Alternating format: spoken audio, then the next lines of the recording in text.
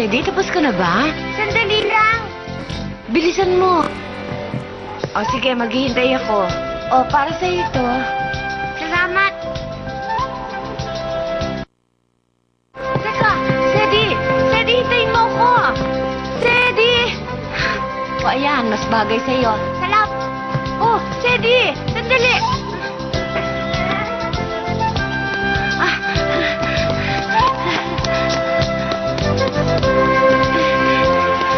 Good morning, Master Sedi. Good morning, Mr. Jefferson. Sorry, no. Nahuli ko. Pinaghintay ko kayo. Lauren, sige na.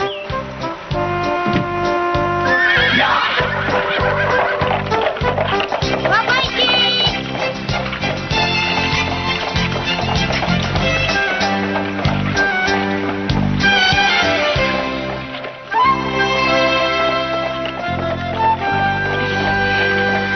Sedi, Bakit po?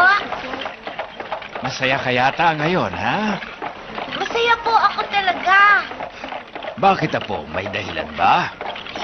Eh kasi po, sa wakas, magkasama tayo magsisimba eh. Dahilan lamang doon? Unang beses po kasi mula nang magpunta ako sa palasyo, nasabay tayo magsisimba. Nung una ko kayo niyaya, may sakit kayo eh. Di kayo nakasama sa akin. Kasi, ewan ko ba sa pesting sumpong ng rayuma ko. Nag-alala nga po ako eh. Masyado ka namang nervyoso, bata ka. Hindi nga po, talagang nag-alala ako. Kasi, baka ayaw ninyong magsisimba. Hmm? Ayaw po ba niyong nagpupunta sa simbahan at magsisimba, Lolo? Hmm. Eh kasi, kung ayaw po ninyo, di may nagawa akong kasalanan.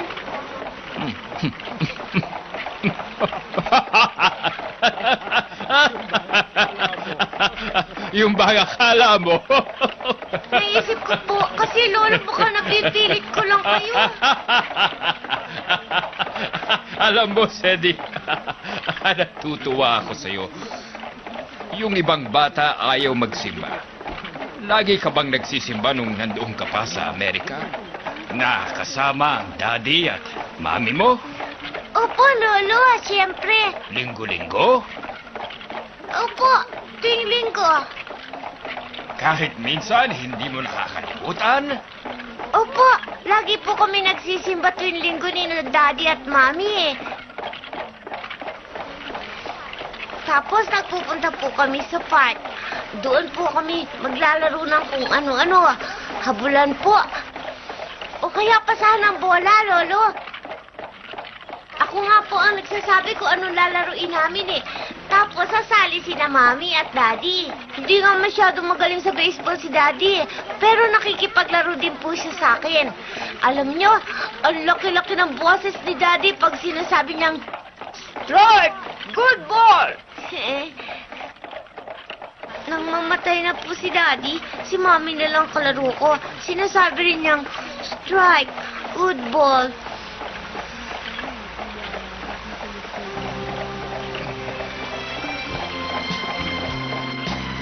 Sedi, halika. Lumapit ka sa tabi ko. Ha? Dito ka umupo sa tabi ko, apo.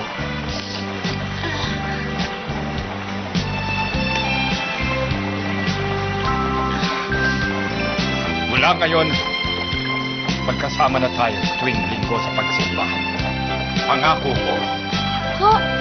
tayong dalawa. Totoo po, Lo? Oo, totoo. Pangako, ha? Ang lolo ko. fb.com/Omat Nakanbihua.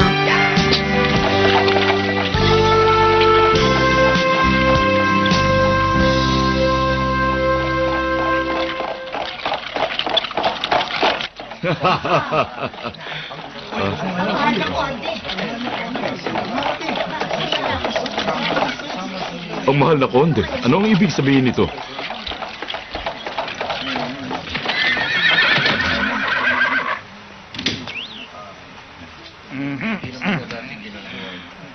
Magandang umaga po, mahal na konde. Magandang umaga din, Reverend. Magandang umaga sa iyo, Master Cedric. Magandang umaga din po. Mabuti po't nakasama kayo, mahal na konde. Halina po kayo sa loob. Magandang umaga po sa inyo. Kilalang-kilala po kayo ng mga taga rito, Lolo, ano ha? Ikaw ang binabati nila, Sedi, hindi ako. Oho? Ay, magandang umaga po sa inyo ang lahat. Magandang umaga po, Master Cedric.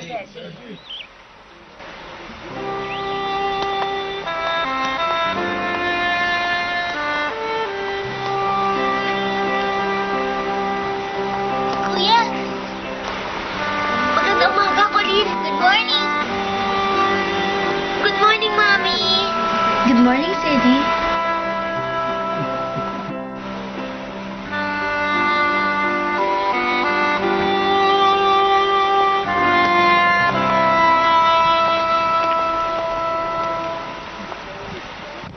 Mga kapatid, napakagandang araw nito at ako'y nagagalak at tayo'y binigyang dangal ng konde ng Dorin Court sa kanyang pagdalo ngayon sa ating misa.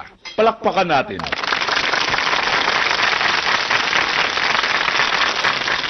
At ngayon, purihin natin ang ating Panginoon Diyos sa pamamagitan ng pag-awit. Ang ikasyam na himno.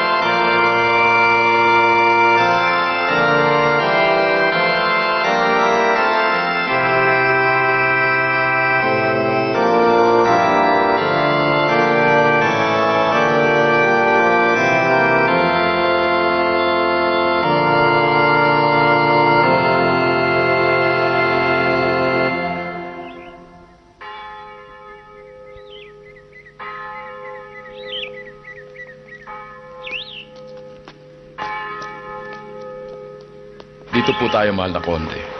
Gusto ko po sanang makilala niyo si Mr. Higgins. Mahal na konde. Siya po si Mr. Higgins, mahal na konde. Hi, Mr. Higgins. Mahal na konde, meron po akong dapat ipagpasalamat sa inyong kagandahang loob. Sa akin? Opo, marami kayong naitulong sa akin ni Master Cedric. Marami pong salamat. Tungkol ba doon? Mahal na konde, napakalaking tulong ng sulat na ginawa niyo noon para kay Mr. Higgins at sa iba pa.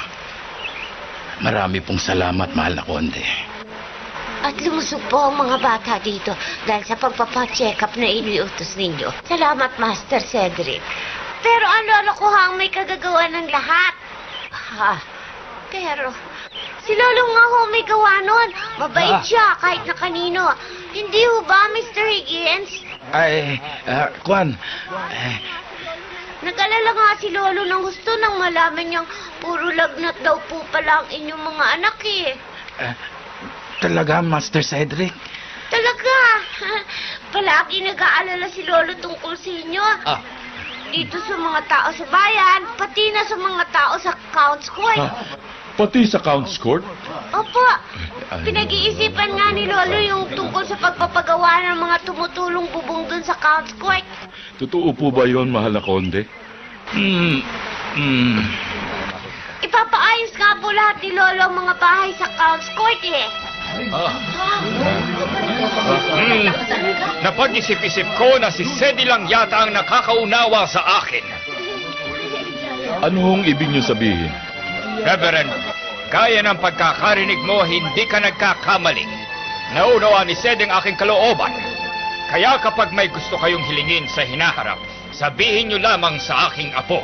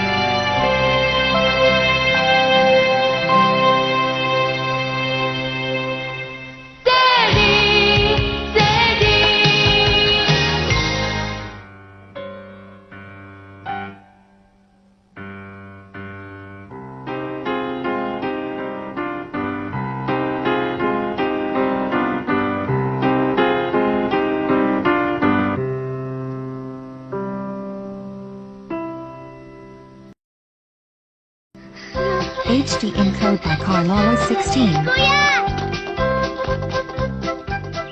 Colin! Pwede mo ba kaming samahan mag-picnic? Dami-dami naming binawang sandwich. Masarap. Pero gusto ko, samahan mo kami sa pagkain to. Tita Anya, may gawa na lahat na ito. Gawa ni Mami? Kaya nga, sumama ka rin sa amin ni Colin na mag-picnic. Doon tayo, sa may lilim. Doon sa banda doon? Oo, doon tayo magpipiknik. Doon tayo kakain. Sige, hingi ako kay Jay ng mainom natin. Si Mrs. Errol po. Walang ginawa ang babaeng yan kundi ang makialam. Ano bang ginagawa niya? Sinasamantala niya ang aking kabaitan. Masyado siyang nagmamagaling. Gusto lamang po niya na makatulong sa mga mahihirap at sa mga may sakit, mahal na konde. Pati na rin po ang mga bata. Inaalagaan po niya ang mga ito. Opo, dati po mag-isang ginagawa yung lahat ni Reverend Mordan. Pero mula po nang dumating si Mrs. Errol, para pong bahagi ng isang malaking pamilya ang lahat. Talaga pong may malasakit siya sa mga taong bayan. At mahal na mahal rin po siya ng mga taong bayan. Hindi po lahat ay magagawa ang ginagawa ni Mrs. Errol. Sa tingin ko po, isa siyang espesyal na babae. Talaga po, mahal na konde. Maniwala po kayo. Tama na yan. Sige, iwan mo na ako. Naiintindihan ko na ang ibig mong sabihin. Sige na. Masusunod po kayo, mahal na konde.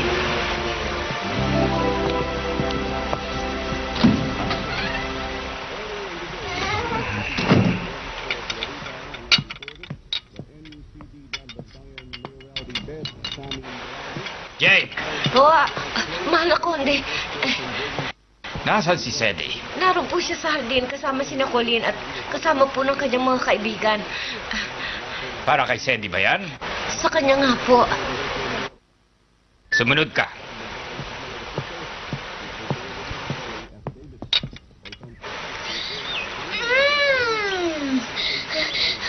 Ang sarap nito. Ang sarap talagang gumawa ng sandwich ang mami mo.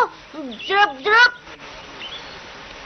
Kahit naman anong ihanda ni Mami, masarap eh. Alam mo, si Tita Annie tuwing umaga, gumagawa siya ng sandwich tsaka cookies. Tapos, nilalagay niya yun sa basket, dinadala sa bayan. Pinamimigay niya din sa mga walang makain. Biruin mo, araw-araw niyang ginagawa. Di bali mo lang sana kung may sasakyan siya eh. Kaso nga wala eh. Paano kaya niya nadadala palagi yung ganong kalaking basket? Siguro kahit imposible, kaya niyang gawin eh. Galing talaga ng mami mo, Sedi. Tumadalaw siya sa mga may sakit. Kasi daw nag-aalala daw kasi siya baka daw matumba na lang basta.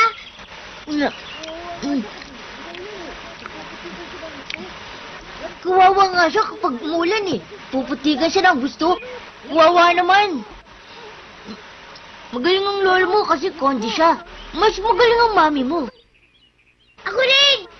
Pasensya na po kayo, mahal na konde. Mga bata lang naman po silang nag-uusap eh. Shh, huwag ka maingay. Pero ang lolo ko magaling din. Di ba nag-aalala siya tungkol kina Mr. Higgins tsaka sa Count's Court? Dapat lang naman niyang gawin yun eh. Kasi, kondi siya eh. Wala ngayon, tutulungan ko na ng gusto ang mami ko. Ako din! Ikaw rin, di ba, Peter, tutulong din? Ha? Ang dami kong ginagawa. Tama ka na. Lagi ka namang may ginagawa eh, di ba, Peter? Kunwari lang yan. Ha? Puro lakwatsa lang naman yan eh. Ayaw mo lang tumulong. Eh, di dapat pala eh. Tumulong siya sa atin. Sige, basta may oras ako. Tutulungan ko kayo. Pero, Okay lang, Sedi. okay daw, Sedi. Yan, salamat ha. Salamat. Siguro, bibigyan rin ako ng mami mo ng maraming sandwich para pagkain ko. Ay, sir.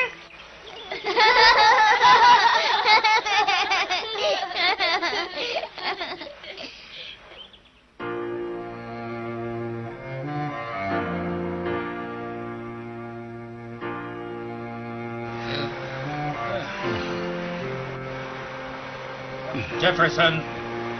Jefferson! Pa, Iniutos kong pumunta ka sa London bukas. Sa London po. Oh! Gusto kong pumili ka ng maliit na karwahe at madaliin mo. Karwahe. Oh, hindi mo ba narinig ang sinabi ko? Hindi naman po sa matigas ang ulo ko, pero kung nagmamadali po kayo, bakit hindi na lamang natin gamitin ang karwahe sa palasyo? Akala ko ba hindi matigas ang ulo mo? Kailangan ng babae ng karwahe sa kanyang pag-iikot. Ang babaeng yun, mahal na konde. Ah, si Misana ang ibig ninyo sabihin, mahal na konde. Tumahimik ka. Opo, Gawin mo ang dapat mong asikasuhin. masusunod po, mahal na konde. At kapag handa na ang lahat, sabihan mo si Wilkins na pumili ng pinakaama mo kong kabayo. Yung pinakaama mo, naintindihan mo? Matutupad po ang inyong kahilingan, mahal na konde. Ba't ka bumubungis-ngis dyan, Jefferson? Umalis ka na sa harap ako. Opo, ngayon din po.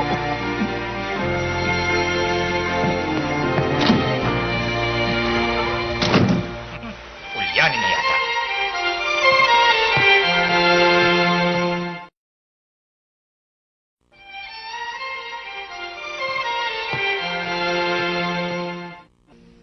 Totoo po, Lolo. Ibibigay niyo itong karwaheng to sa mami ko. Oo, Sedi. Hindi naman siya maaaring maglakad na lang ng maglakad. Kailangan niya ng karwaheng gagamitin. Wow! Ang bait talaga ng lolo ko.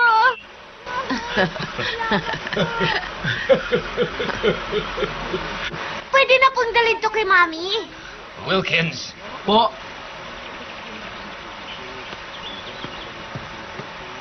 Sakay na po.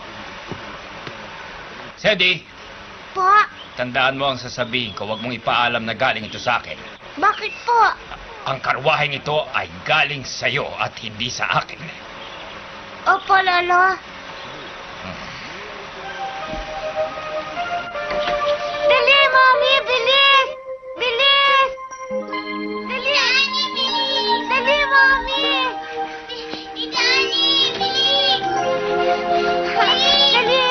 Karwaheng ito sa akin? Opo, Mami. Ang ganda na po. Pasagay naman.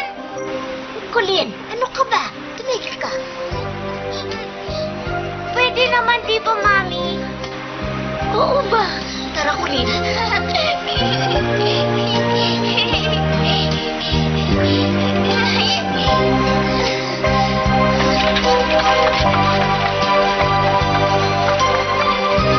Ganda?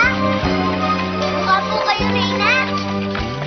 Mami, ngayon kahit saan pwede na kayo pumunta. Oo, kaya nga masaya ako.